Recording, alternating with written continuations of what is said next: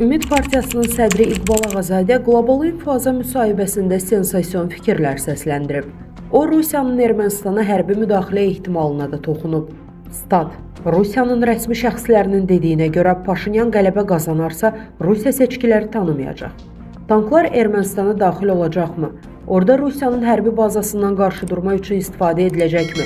Təxribatlar və digər məsələlər baş verəcəkmi? Paşinyan öldürüləcəkmi kimi suallar var.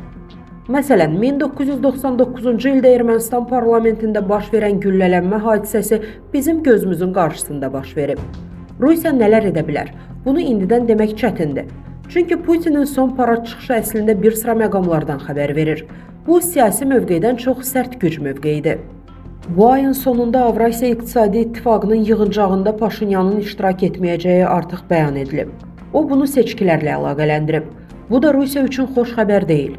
Buna görə də əgər seçkilər olacaqsa və xarici müdaxilə olmazsa, Paşinyan qalib gələ bilər. Rusiya hər şey edə bilər.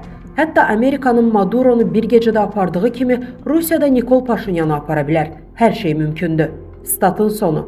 Yazını tam halda şərhdəki linkdən oxuya bilərsiniz. Əziz izləyicilər, xəbərlərdən məlumat əldə etmək üçün kanalımıza abunə ola bilərsiniz.